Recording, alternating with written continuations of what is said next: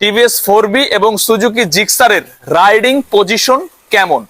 প্রথমত যদি আমরা হিসাব করি, সুজুকি জিক্সার একটু লাইট ওয়েটের বাইক, টিভিএস 4বি একটু ভারী বাইক, একটু হেভি বাইক।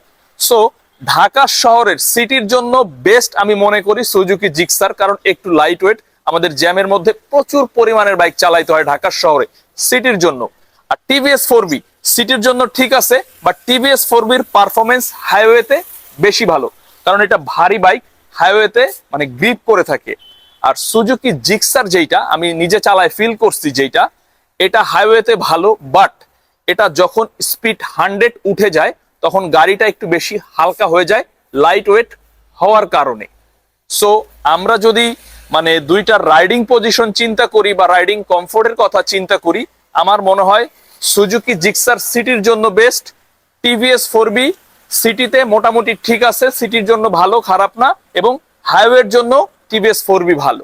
এই দুইটার মধ্যে কার ব্রেকিং সব থেকে ভালো?